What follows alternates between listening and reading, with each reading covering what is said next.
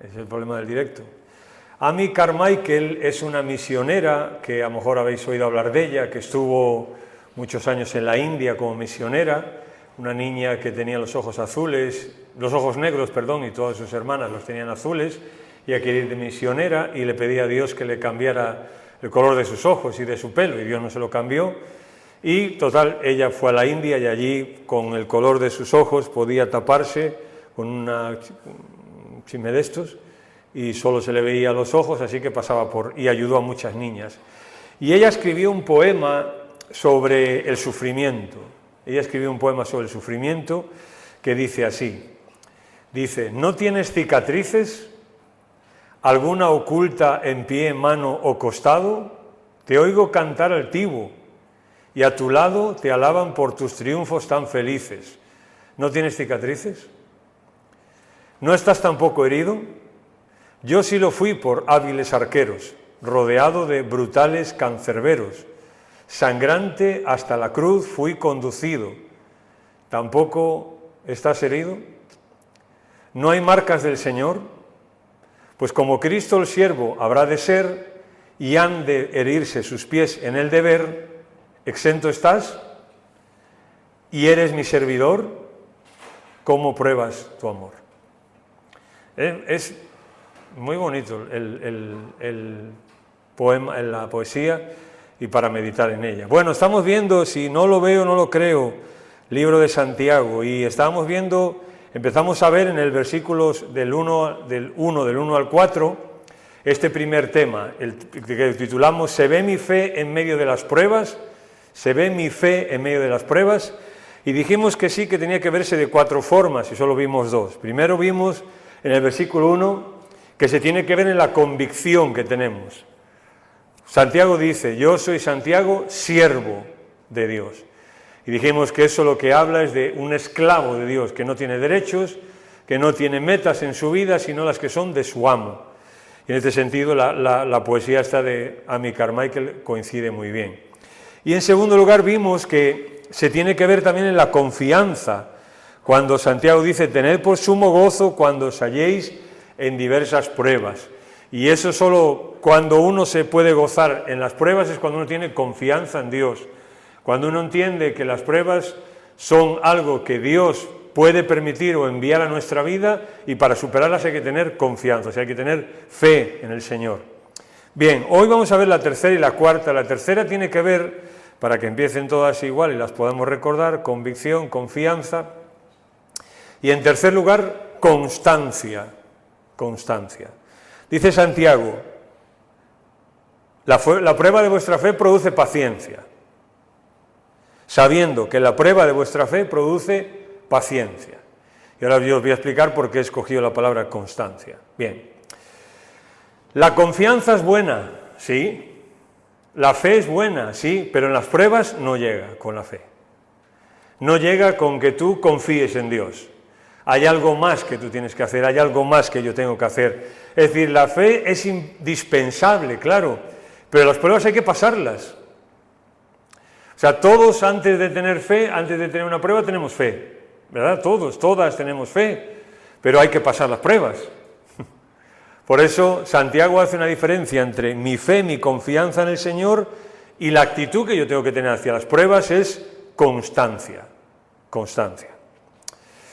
Sí, ahí es necesaria la constancia, o sea, cuando estoy pasando por una dificultad, por una prueba, por una aflicción, por una enfermedad, ahí es necesaria la constancia. El término que usa Santiago cuando dice, sabiendo que la prueba de vuestra fe produce paciencia, esa palabra paciencia es literalmente resistencia o aguante alegre. Originalmente significaba eso, resistencia o aguante alegre. O sea que él dice, sabiendo que la prueba de vuestra fe produce resistencia. Cuando nuestra fe se prueba, produce resistencia. ¿Cómo ver la fe en medio de mis pruebas? Con la resistencia que yo tengo. Es una palabra que es un término compuesto, es muy interesante. Es upomeno, o depende cómo lo veáis, si está conjugado o no, pero bueno, upomeno es una palabra, upo quiere decir debajo de, y meno es el famoso verbo del Nuevo Testamento, meno, que significa permanecer, que lo usó mucho Jesús. Permaneced en mí. Muchas veces, en Juan 15, Jesús usa varias veces ese verbo. Así que, cuando dice que tenga la paciencia, sabiendo que la prueba de vuestra fe produce paciencia, lo que está diciendo es que la prueba de nuestra fe, no, que lo que tiene que producir es que aguantemos debajo de. Aguantemos debajo de. Esa es la idea. Se usaba para hablar de constancia, paciencia, perseverancia o perseverar. O sea, paciencia aquí no tiene que ver con esperar algo, no. Ni con no hacer nada ante algo, tampoco. Quiere decir que cuando la prueba viene a mi vida, esa prueba tiene que producir paciencia.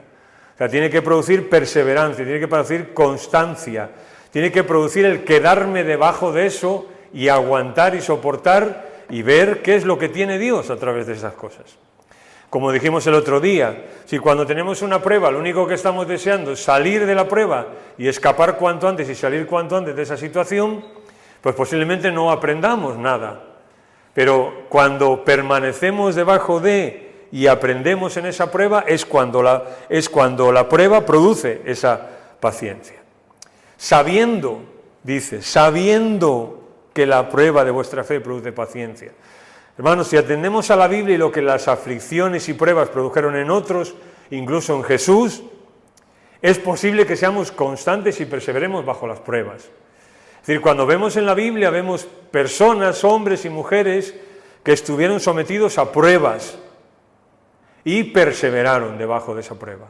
Permanecieron debajo de esa prueba, aguantaron y glorificaron a Dios. El mismo Jesús permaneció bajo la prueba que tuvo que vivir. Permaneció hasta el final. O sea que sí es posible. Pero uno tiene que estar, como dijimos la semana pasada, con la vista puesta en el resultado. Insisto, si yo tengo una prueba y lo único que quiero hacer es salir de esa prueba, pues no estoy buscando aprender nada. Eso no es constancia, eso es desesperación y quiero salir cuanto antes de esa situación. Y yo sé que no es fácil, claro que no. Yo no estoy diciendo que sea fácil la constancia. Yo no estoy diciendo que sea fácil decir, bueno, Señor, yo tengo esta prueba, yo voy a perseverar en medio de esto, Señor. Si tú tienes esto para mí, aquí voy a estar, fiel a ti, con fe y con confianza en ti. Yo sé que eso no es fácil. ¿Lo sabemos que no es fácil? Pero no es imposible. Porque si es imposible, entonces, pues ya está, cerramos la Biblia y nos vamos a ver el Madrid, que siempre, o casi siempre gana. Y ya está, eso es lo que podríamos hacer, pero ¿por qué? Porque seguimos con la Biblia abierta, porque creemos en lo que Dios dice. Y cuando Dios dice algo, lo dice por algo. El término que usa Santiago es literalmente, me llamó la atención, no resistencia, o aguante alegre. Aguante alegre. Eso es lo que, no tenemos tiempo para ver toda la Biblia, lo que habla del sufrimiento. Pero cuando habla la Biblia del sufrimiento y cuando habla la Biblia de permanecer en una prueba o permanecer bajo la voluntad de Dios, no habla en el sentido de resignación. La Biblia no habla de resignación. La Biblia no habla de decir, bueno, pues esta me ha tocado, ¿qué voy a hacer? No, la Biblia no habla de eso. La Biblia habla de resistencia, aguante alegre. Es entender que esa situación Dios la está permitiendo en mi vida. Por algo y para algo. Para tal vez usarme en la vida de otras personas, para hacerme crecer, para hacerme corregir en algo, lo que sea, ¿no? No es el sentido de resignación, sino de, bueno, Señor, esto es una prueba, tú me estás probando, o esta aflicción, o esta dificultad tengo, ¿qué puedo aprender de esto? Recordáis la frase de la semana pasada, ¿no? Hasta que no entendamos que un sufrimiento vale más que 1000 alegrías, no entenderemos la voluntad de Dios en nuestras vidas. Hasta que no entendamos que un sufrimiento vale más que 1000 alegrías, no entenderemos el propósito de Dios en nuestras vidas. Hechos 5:41, cuando a los apóstoles los arrestan, no lo vamos a leer, pero queréis anotarlo. Cuando a los apóstoles los arrestan y les azotan y les castigan, bueno, pues el texto luego te dice que salieron contentos. Os lo voy a leer simplemente, ¿sí? Si sois rápidos y llegáis. 5:41, después de todo eso, dice, y ellos salieron de la presencia del concilio, contentos de haber sido tenidos por dignos de padecer afrenta por causa del nombre del Señor. O sea, ellos entendieron que ellos estaban predicando, estaban haciendo la voluntad de Dios, y como consecuencia de hacer la voluntad de Dios, sufrieron esto. Pues ellos no salieron resignados, diciendo, bueno, esto nos tocó, no, sino contentos. Y es más, en el versículo 41 nos dice, y todos los días en el templo y por las casas no cesaban de enseñar y predicar a Jesucristo. O sea, si los apóstoles estuvieran deseando simplemente salir de esa situación en la que estaban, pues no volverían a predicar, porque volver a predicar es ponerse a ¿qué? Pues otra vez a lo mismo. Pero ellos siempre entendieron, ¿no?, que si tenían que sufrir por causa del Señor, amén, adelante, vamos. Eso es lo que vemos ahí. En nuestra generación hoy no entendemos esto, porque no entendemos que la vida entera es una especie de prueba. Incluso nosotros como cristianos no lo entendemos todavía, que la vida es toda la vida entera es una especie de prueba. La vida, el Señor, ¿para qué nos dejó aquí? ¿Por qué no nos llevó el Señor cuando nos convertimos? ¿Por qué no nos llevó? Porque esta vida es una especie de prueba, y una especie de donde tú mismo te tienes que demostrar a ti mismo y a los demás quién eres y qué eres y cómo es tu fe y cómo es tu perseverancia y cómo es tu constancia en el Señor, porque las situaciones vendrán vez tras vez, vez tras vez. Dice el versículo, sabiendo que la prueba de vuestra fe produce, esa palabra es muy importante. Mirad, hermanos, siempre hay una razón para lo que está pasando y lo que estoy viviendo, siempre. Siempre hay una razón para las cosas que yo estoy viviendo. Sean buenas o sean malas, siempre hay una razón. Y el propósito de esas cosas, el primer propósito de cuando tú y yo estamos sometidos a una prueba, a una aflicción, es encontrar esa razón. Es encontrar esa razón. A veces se suele decir, bueno, es que a Dios no se le puede preguntar por qué. ¿Dónde está eso? ¿Quién dijo eso? ¿De dónde lo sacó? ¿Cómo que no se le puede preguntar a Dios por qué? Claro que se le puede preguntar por qué y para qué, Señor, ¿por qué esto? ¿Para qué esto? El que no pregunta no aprende, el que no pregunta no crece. Y hay veces que estamos viviendo situaciones que no entendemos. Bueno, Señor, ¿por qué esta situación, Señor? ¿Por qué la estás enviando? ¿Qué estás queriendo enseñarme? ¿Qué estás queriendo hacer en mi vida? Santiago dice, sabiendo que la prueba produce, o sea, hay un resultado, la constancia y la perseverancia y la paciencia es muy importante, ya que muchas caídas y problemas vienen de no confiar y no ser constantes en esperar en Él. Y hacemos nosotros las cosas. En vez de esperar en Él, en vez de perseverar, en vez de permanecer debajo de, pues intentamos nosotros solucionar las situaciones. Yo no quiero decir con esto que no haya que hacer nada cuando tú tienes un problema, claro que sí, o si tienes una enfermedad, pues ve al médico, o sea, no, que nadie entienda mal lo que estoy diciendo, ¿no? Pero muchas veces somos nosotros los que metemos la pata en este sentido, ¿no? Por ejemplo, Dios probó a Abraham, ¿no? Y cuando hubo hambre en la tierra, y él debió de permanecer, debió de tener esa constancia en Dios, debió de esperar en Dios y tener confianza en Dios y esperar que Dios, bueno, Señor, ¿por qué esto? ¿Para qué esto? Pero Abraham, ¿qué hizo? Abraham hizo algo, ¿verdad? ¿Pero qué hizo? No hizo nada bueno, ¿verdad? Fue y mintió con su mujer, se metió en un lío casi más gordo en el que estaba, y es así, o sea, cuando nosotros intentamos hacer las cosas a nuestra manera, salir de esa situación a nuestra manera, normalmente el remedio es peor que la enfermedad, lo que provocamos muchas veces. Ahí cometemos nuestras más grandes equivocaciones y tenemos las caídas más grandes en la vida. Muchas veces la desesperación provoca las más grandes equivocaciones y caídas. Escuchaba de alguien que comentaba acerca de Saúl.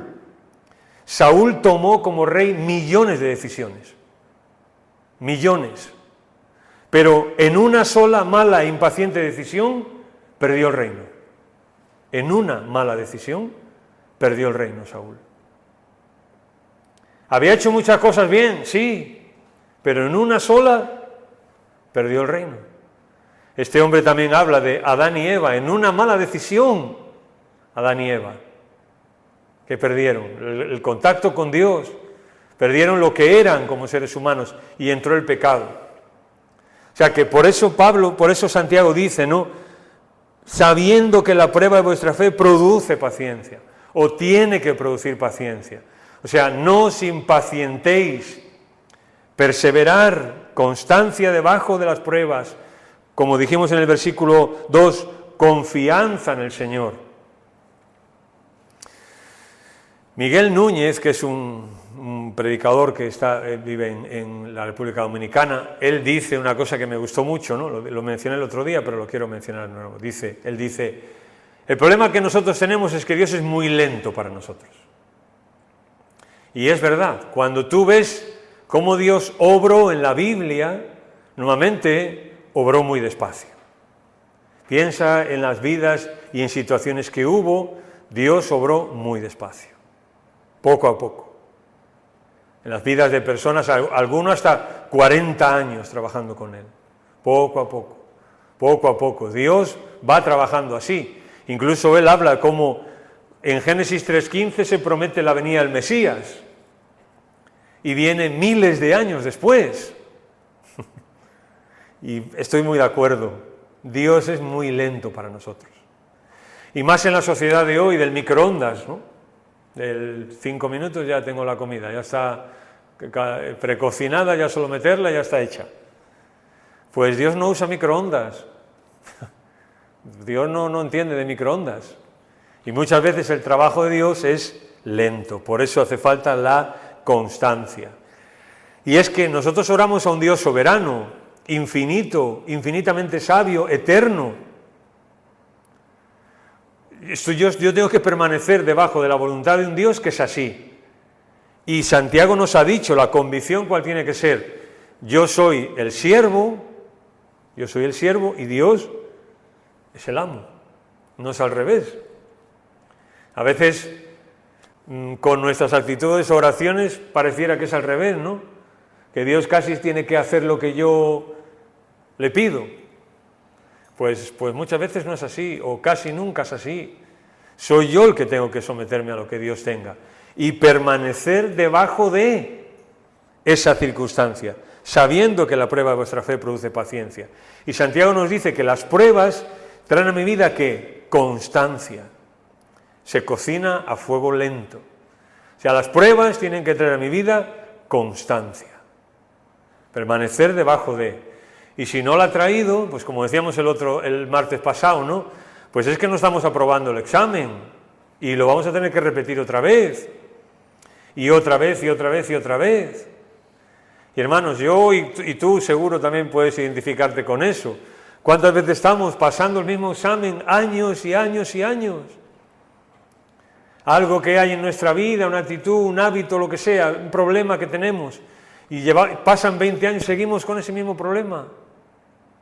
Seguimos igual. La constancia ve hacia el resultado.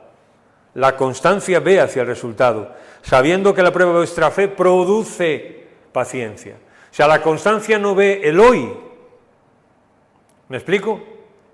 La constancia no ve el hoy, ve el mañana. O sea, no piensa en cómo estoy hoy, sino eso que va a producir en mí. Y esto no lo solemos pensar, ¿a qué no?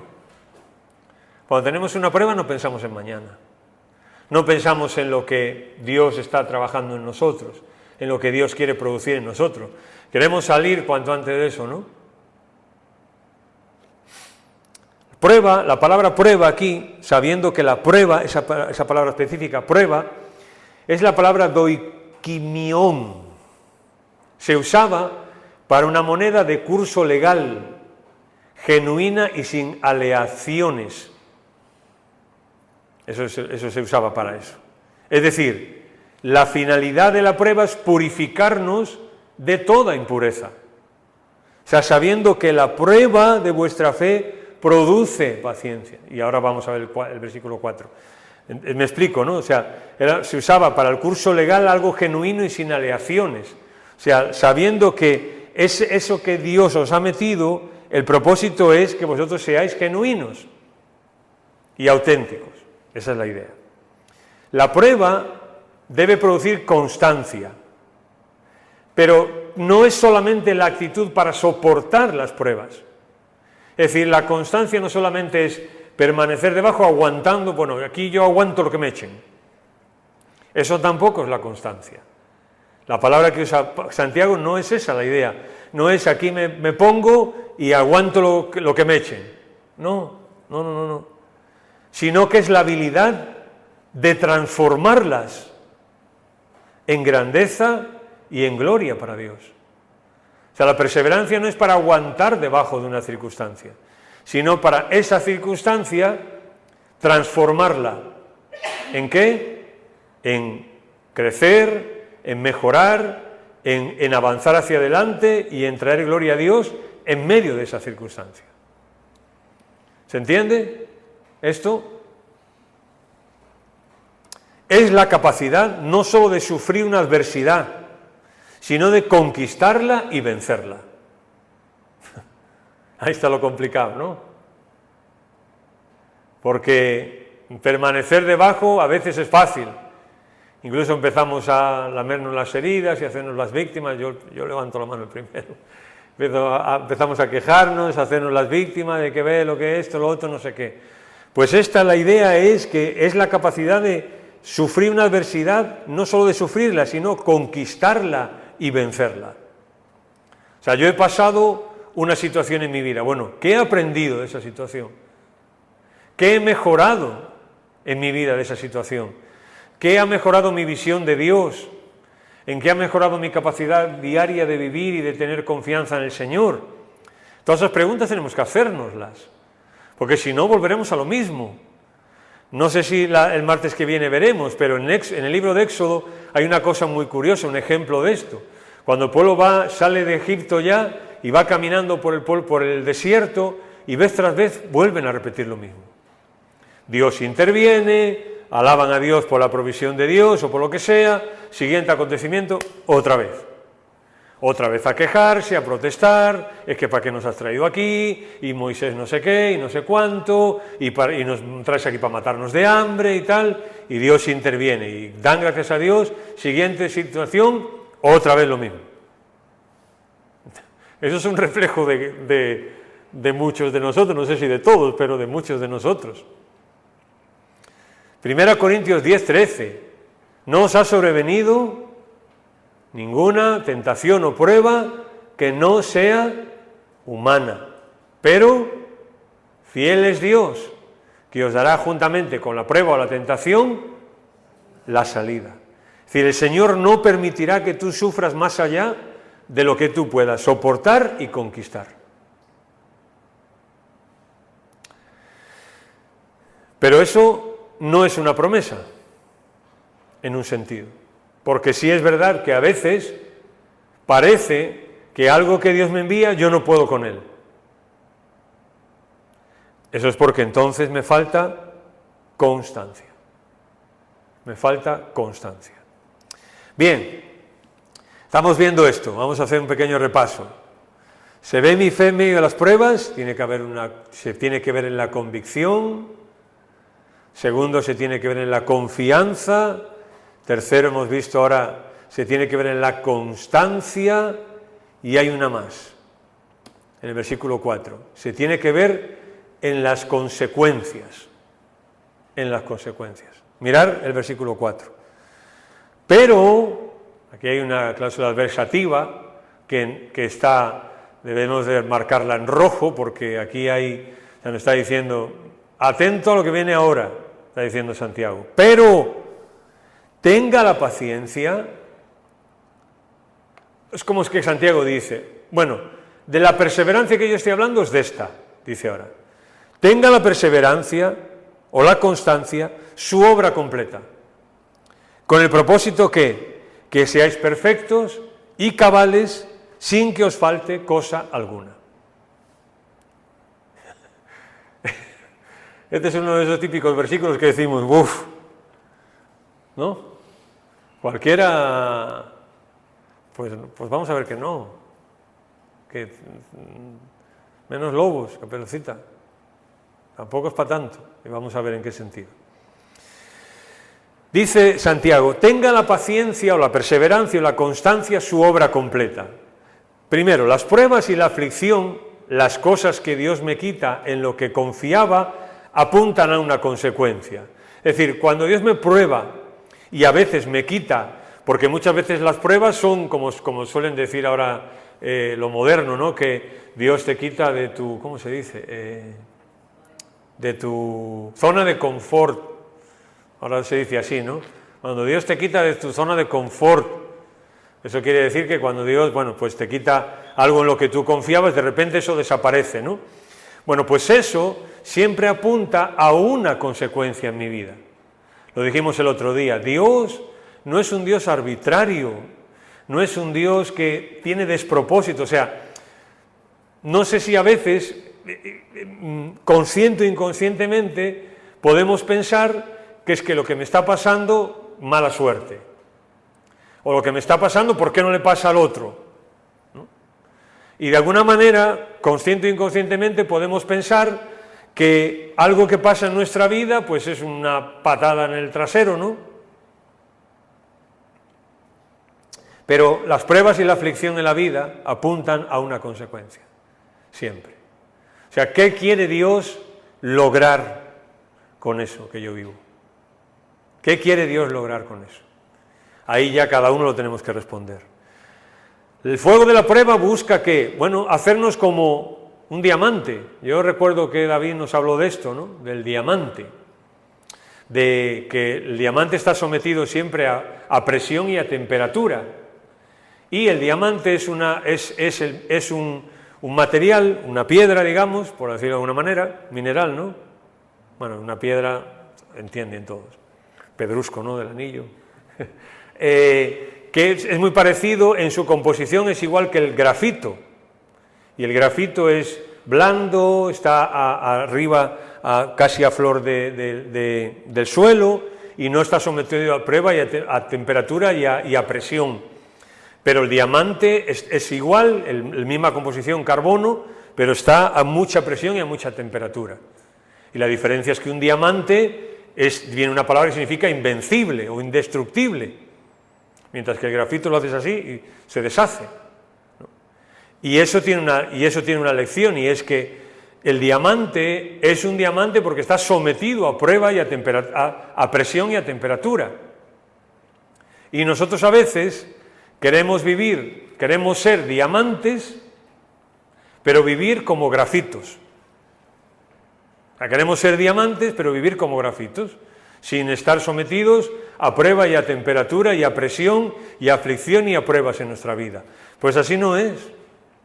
El diamante es por algo. Mirar, por ejemplo, las ostras.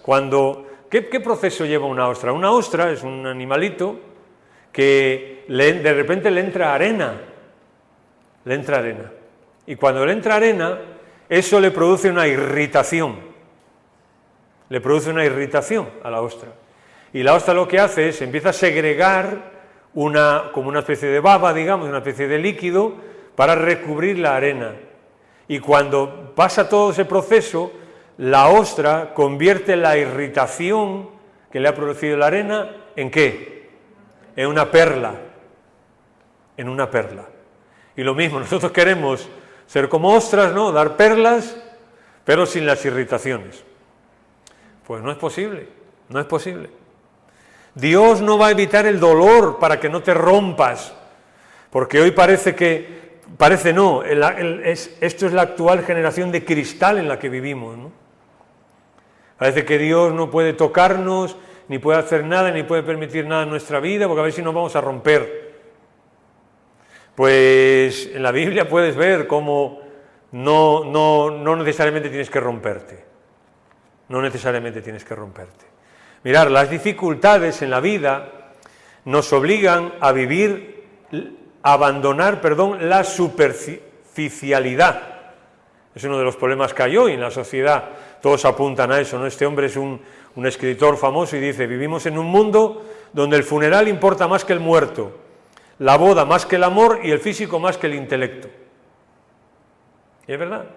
O sea, es una sociedad superficial en todos los sentidos. Bueno, pues las dificultades, a nosotros ya como cristianos hablamos, las dificultades nos obligan a abandonar esa superficialidad. Se me traba la lengua con esta palabra. Es que lo escribí mal. Superficialidad. Bien. La dificultad nos lleva también a la reflexión, a pensar cómo está nuestra vida y si hay algo de lo que nos tengamos que arrepentir. Muchas veces las dificultades en la vida tienen que producir eso. Yo lo he dicho, ¿no? Hace tiempo, cuando una persona estaba, a veces en las iglesias, cuando una persona tenía una aflicción, una prueba, ya la gente, no todo el mundo, ¿no? Pero había gente que decía: uy, ¿qué habrá hecho? No, claro, eso es de juzgado de guardia, ¿no? Pero, porque yo no soy quien para decir qué habrá hecho, ¿no? O sea, él sabrá, ¿no? Pero, o sí, pero eso lo tiene que decir Dios y yo, o Dios y tú, ¿no?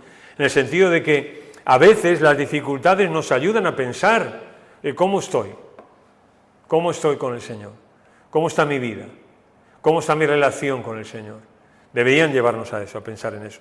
Las dificultades, las pruebas, también producen inseguridad, y es ahí cuando acudimos al Señor.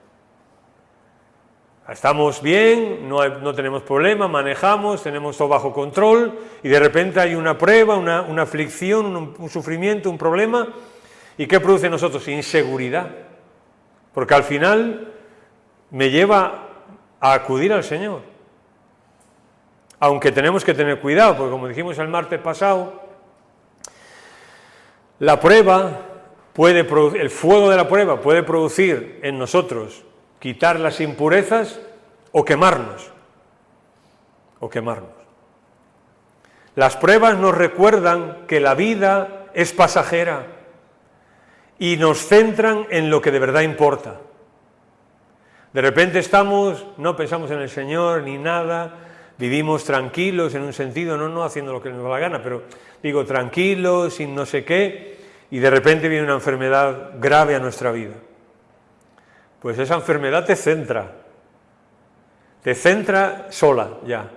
¿Qué es lo que importa en la vida? Te centra.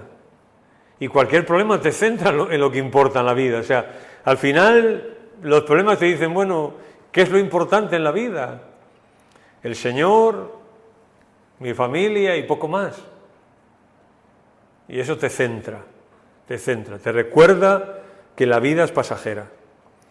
La superficialidad de la vida funciona hasta que tengo dificultades. Entonces sí, ahí me encuentro con lo que tiene de verdad valor.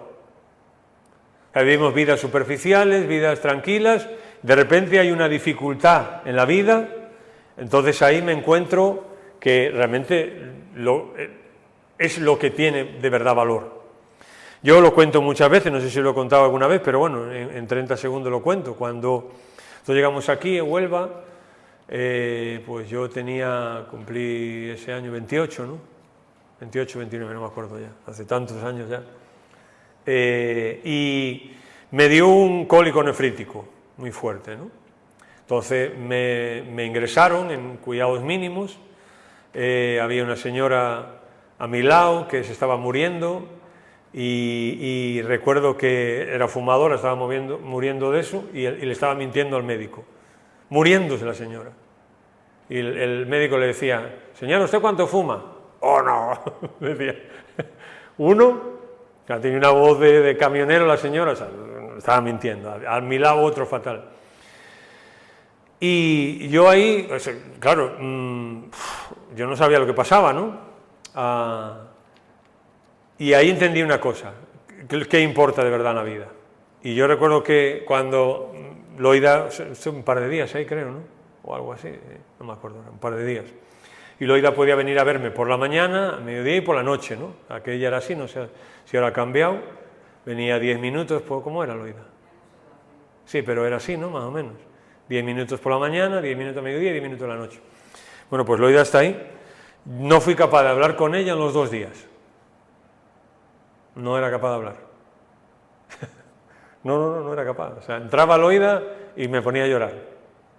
Y Loida, ¿qué te pasa? Nada. No era capaz de hablar. Porque, en este sentido, ¿por qué? Pues porque las dificultades te ponen frente a lo que de verdad importa en la vida. Lo que de verdad importa en la vida. Las pruebas nos muestran también nuestra debilidad e impotencia. O sea, nos creemos muchas veces, como dicen en Guatemala, ¿no? Nos creemos la mamá de Tarzán. O sea, nos creemos la mamá de Tarzán. Y Dios solo tiene que hacer así, ¿no? Tocar algo en nuestra vida y ya está. Y se acabó esa fuerza y esa grandeza y todo eso que queremos tener. Se acabó. Una venita, Dios toca y ya está, ¿no? O algo que pasa en nuestro... y se acabó todo eso. O sea, las pruebas nos muestran la debilidad y la impotencia que tenemos y que somos. Pero nos enseñan también que hay un Dios omnipotente que está con nosotros. Ahí nuestro ego se pulveriza para acercarme a Él con humildad, ¿verdad? Sobre todo muchas veces en la enfermedad, ¿no? Ahí tienes que pasar situaciones donde el ego lo tienes que dejar en la puerta, lo tienes que dejar en la puerta. A veces, incluso, las pruebas en la vida pueden estar permitiéndome vivir las consecuencias de mi pecado. Muchas pruebas y aflicciones y problemas en los que nos vemos envueltos son charcos en los que nos metemos nosotros, solitos. Nadie nos está metiendo, nadie tiene la culpa, me estoy metiendo yo solo. Pero Dios permite que me meta, para que aprenda, para que me levante, para que corrija, para que me arrepienta, para que siga adelante. Mira lo que dice el salmista en el Salmo 119. Antes que fuera yo humillado, descarriado andaba, pero ahora guardo tu palabra. ¿Qué está diciendo ahí el salmista? Claro, pero ¿cómo estaba él? Estaba descarriado. Estaba descarriado. Pero Dios me humilló. ¿Para qué? Para que yo guarde su palabra. ¿Lo veis? Y más adelante en el 71 dice, bueno me es haber sido humillado, para que aprenda tus estatutos. Esto solo puede escribir una persona que ha aprendido, que ha pasado una prueba en su vida, una humillación de parte de Dios en él y ha aprendido. Esto no lo puede decir, no lo podríamos decir todos a lo mejor, pero él sí, porque él ha pasado eso y ha aprendido. Y ahora dice, Señor, eso ha sido bueno. Ha sido bueno que tú me hayas humillado de esta manera. O sea, ¿cuántos de nosotros alguna vez en una prueba hemos dicho esto? ¿Ninguno? Vale, yo tampoco. Dios es tan fiel, que no nos deja descarriados, sino que nos aflige para que regresemos. O sea, que aún las pruebas en nuestra vida, las aflicciones, los problemas, son una demostración de la fidelidad de Dios, de que Dios es fiel y si somos sus hijos no nos va a dejar. Bien, veamos al final las consecuencias, estas 3 consecuencias que expone Santiago en nuestra vida de cómo la fe se tiene que ver. Primera, él dice, para que seáis perfectos. La palabra perfecto es una palabra que significa esteleios, y tiene la idea de perfección para un fin determinado. Teleios, o sea, una actuación de Dios para un fin determinado. Perfectos, seáis perfectos. Se usaba para los animales teleios para ofrecerlos a Dios. O sea, cuando había un animal que era idóneo para ofrecerle un sacrificio, se decía que era un animal teleio. O sea, un animal que reunía las condiciones, era un animal que se podía usar para eso. Así que las pruebas que nos hacen idóneos y capaces para realizar el propósito de Dios para mí. Eso es lo que significa ahí la palabra perfecto. Personas nos hace idóneos. ¿Idóneos para qué? Para que la paciencia tenga... Idóneos para ser perseverantes. Idóneos para que la fe se vea en mi vida en medio de las pruebas. ¿Me explico? No es la idea de perfección moral, sino de algo totalmente desarrollado. De ahí que muchos traducen esta palabra como madurez, para que tenga la paciencia su obra completa, para que seáis maduros, se podría traducir tranquilamente. Porque la idea no es que tenga una perfección moral, porque no hay nadie que tenga una perfección moral, no hay nadie. Pero sí habla de algo que está totalmente desarrollado, o sea, de madurez. De madurez. La segunda palabra es cabales, para que seáis cabales. Ahí está la palabra en griego, y esta lleva la idea también de estar completo o entero. O sea, algo cabales, algo completo y entero. De hecho, por ejemplo, en Latinoamérica, Guatemala, por ejemplo, ¿no? En Latinoamérica se usa mucho esta palabra, cabal. O sea, cuando, ¿cómo diríamos nosotros? Cuando tú le dices... Tú le dices a alguien, ¿estás bien? Y nosotros a lo mejor diríamos, sí, o lo que sea, pues él te dice, cabal, que está bien, ¿no? Esa es la idea. Es decir, completo en todas sus partes, algo que se encuentra en perfectas condiciones al ser reconocido por un experto. Así que cuando nosotros tenemos fe en medio de las pruebas, una de las consecuencias es que cuando Dios nos analiza, cuando Dios nos reconoce, pues nos encuentra bien. Esa es la idea, nos encuentra bien, perseverando en medio de las pruebas. Y la última es cuando Él dice, sin que os falte cosa alguna. Bueno, si cogemos el contexto con la palabra perfecto y cabales, lo que tenemos que decir es que lo que está apuntando Santiago es al resultado final de las pruebas. Perfección, plenitud, no carecer de nada que sea espiritualmente importante y de valor. Por ejemplo, en ese sentido, Pedro, al final de su carta, también a personas que estaban sufriendo persecución, les escribe y le dice, mas el Dios de toda gracia, que nos llamó a su gloria eterna en Jesucristo, después que hayáis padecido un poco de tiempo, el mismo que os perfeccione, afirme, fortalezca y establezca. Lo que está diciendo es que al final de la prueba lo que hay es esto, ¿no? ¿Qué produce la prueba en nosotros? Que seamos maduros, cabales y sin que os falte cosa alguna. De una u otra forma vamos a experimentar pruebas, pues que Dios nos permita en medio de ellas dar fruto a través de ellas. Un puritano que se llamaba John Trapp dijo, me encanta esta frase, dijo, Dios tiene un hijo sin pecado, pero ninguno sin sufrimiento.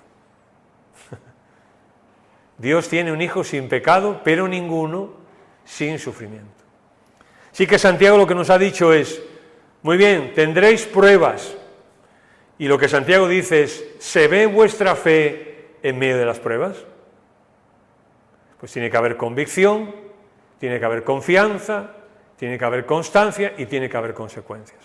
Y termino con dos cosas. Una, este es Warren Wiersbe, es un escritor fantástico, y hablando, él tiene un libro de Santiago que es muy bueno, y él dice esto, dice, nuestros valores determinan nuestras evaluaciones. Si le damos más valor al bienestar que al carácter, entonces las pruebas no serán molestas. Si le damos más valor a lo material que a lo espiritual, no podremos regocijarnos. Si vivimos solo para el presente y obviamos el futuro, las pruebas nos amargarán más y no nos harán mejores. Me gustó mucho, porque es verdad. O sea, todo depende de qué es importante para nosotros.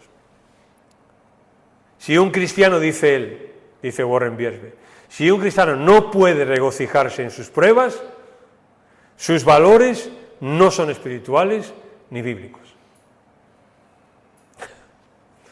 ¿Eh? Es así. Por muy duro que suene, es así. Si no podemos regocijarnos en las pruebas, tenemos que revisar nuestros valores. Tenemos que revisarlos.